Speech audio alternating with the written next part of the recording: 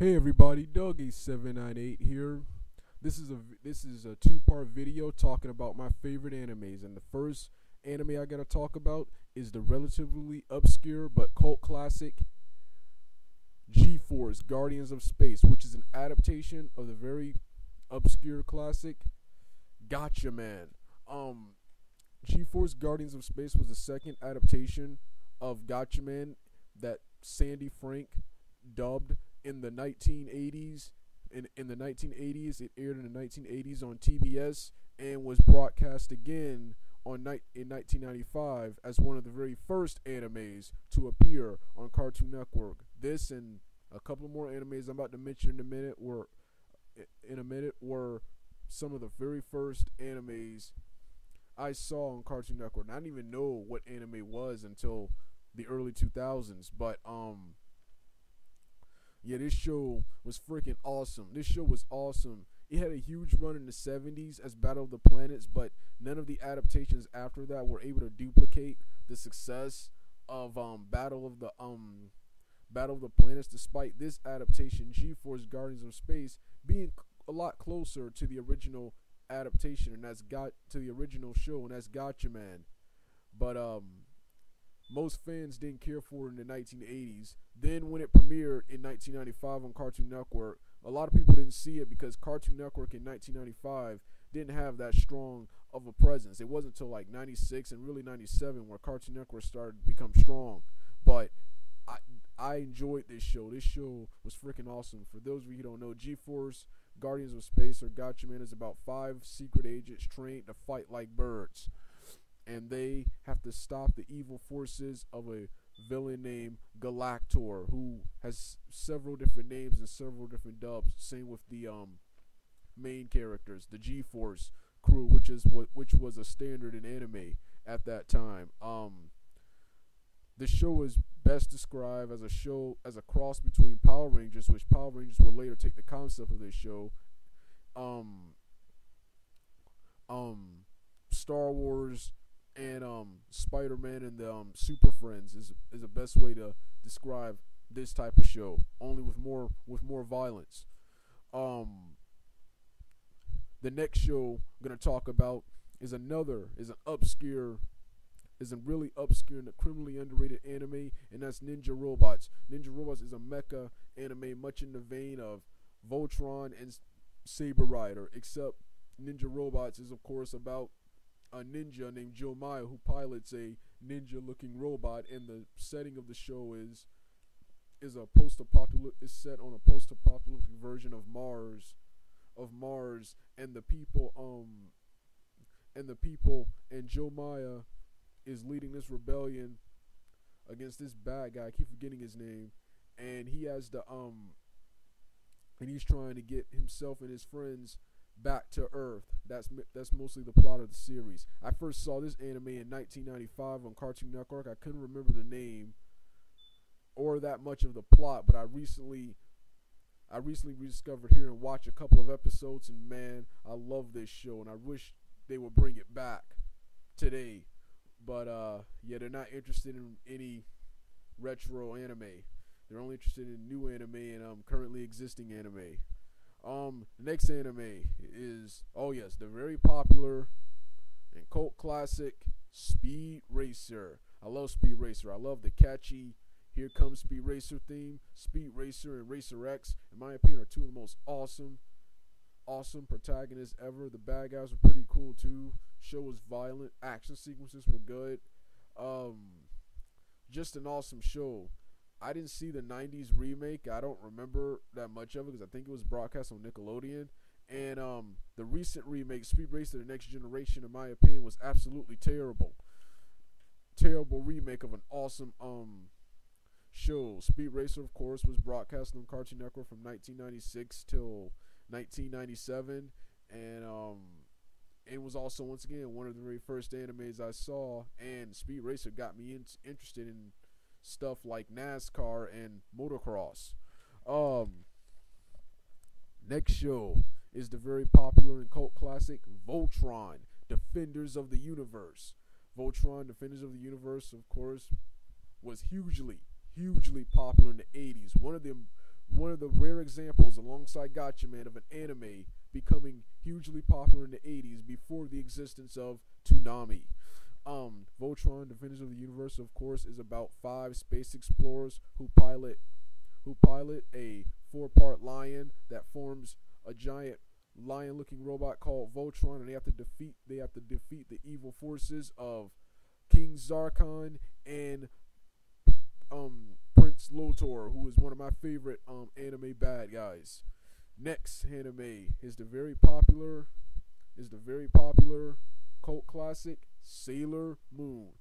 I'm a huge fan of Sailor Moon. I've been a huge fan of Sailor Moon since 1998. It was like a girl magical Power Ranger type show back in the 90s and 2000s when I was watching it. And I think the show Sailor Moon is criminally underrated because the show, in my opinion, never truly got its due. It's one of the main reasons anime is hugely popular in America, but it was overshadowed by lots of other animes that followed it, like Dragon Ball Z. But Sailor Moon is an awesome show, and the show, upon reviewing it now and reading some of the manga, the show was even better and more complex than I thought it was, than I gave it credit for back in the 90s. And most of that has to be attributed to the superior writing in the manga, whereas the Dick dub, which I like, was kind of terrible. The manga is this really complex story about the Moon Princess, and the anime, the Dick version of the anime, is this cheesy Saturday morning cartoon and Power Ranger type cartoon, which wasn't too bad because, like I said, I was into that stuff. I'm still am. Next show is the very criminally underrated show Ronin Warriors, aka Young Samurai Troopers. This was one of the better Saint Seiya clones. It was broadcast throughout the 90s on the Sci-Fi Channel, and again in 98 and 99 on Cartoon Network's Toonami, and it was just an awesome show. The show was about 5 teenagers who don mystical armors created by a guy who looks like Raiden, called the Ancient One, and they have to defeat the evil forces of Talpa, who is a spirit like Momura, who's a spirit that has a voice in the English version similar to Momura, and wants to collect the armors and become powerful again. Just an awesome show. It only lasted for 39 episodes, but it was a really epic anime, and once again, criminally underrated. Really gets brought up, really gets talked about, and hasn't been brought back in any form. It's had a DVD release, but yeah, I think it deserves another run. Next show is in my opinion, is another underrated show, Outlaw Star. Outlaw Star was moderately successful in 2001 when it premiered, but I felt this show had always been overshadowed by another action space western, and that was Cowboy Bebop and the later Trigun, which in my opinion is also underrated. Outlaw Star was an awesome show. Don't remember the plot too well, but I remember it concerning the main character, the iconic main character, Gene Starlin, with the red hair, Melfina, and they pilot and his gambling buddy, and in Asia, that cat-looking woman, and they fly their spaceship. Like I said, I don't remember the plot too well. I gotta rewatch more of it. But this is another one of my favorite animes, and you don't know how happy I was to see it in 2012. In 2012, when it made its one-time return to Toonami, and when they even showed a DVD release of Outlaw Star in 2012 was awesome. The next animes, and this is the last animes on this first part of the video, and that is the Transformers Unicron trilogy, which consists of Transformers Armada, Transformers Energon, and Transformers Cybertron. Transformers Armada and Energon, in my opinion, were the best. Awesome story, awesome characters, and are both, in my opinion, criminally underrated. In my opinion, they're overshadowed by Beast Wars and the original G1 Transformers, but this was awesome. I loved it for their developed role of Starscream. Transformers Cybertron, in my opinion, was the worst of the Transformers Unicron trilogy, but an awesome cartoon for Cartoon Network at the time. Transformers Cybertron, I didn't like the animation. The artwork and the Transformers were cool, but I also hated the humans, who I thought were really annoying, and I didn't like the story. The Transformers Cybertron in Japan was a reboot of the Transformers series, but here in America, they tried to make it a sequel to Armada and Energon, and as I'll explain in a review of the Unicron trilogy, it just didn't work, and it just didn't make any sense, and it was just terrible. But the action sequences and everything else was cool, and this was one of the better cartoons on Cartoon Network at the time. All right, that's it for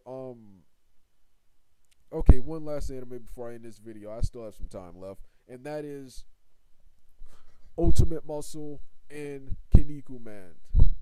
Kinnikuman is one of the granddaddies of the shonen anime genre.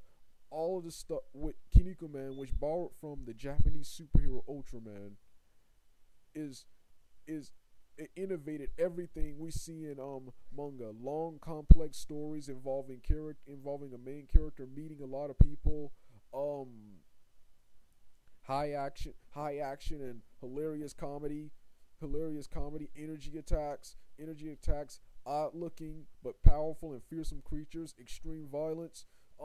Lots of stuff that was actually seen in Ultraman first, but Kinnikuman is one of the very first animes to showcase all of this.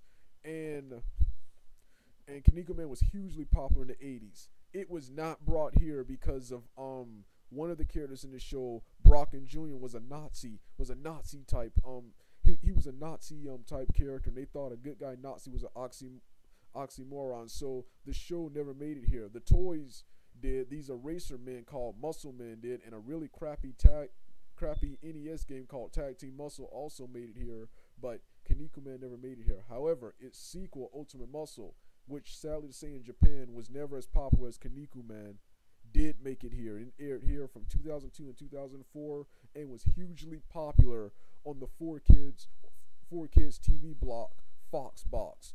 And it was awesome. It sucks the anime had to end at the Trojan Olympics arc when it was more stuff that followed afterwards. But it was awesome, and I really wish Toei would bring back Ultimate Muscle now. I think it'd be more popular now, and I really wish Funimation would actually redub this show and release it on DVD.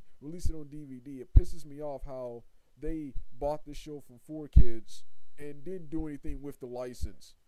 But I'll talk more about that in a Funimation rant. Alright, that's it for part 1. I'm going to start part 2 in a minute right now. Alright, Dugout.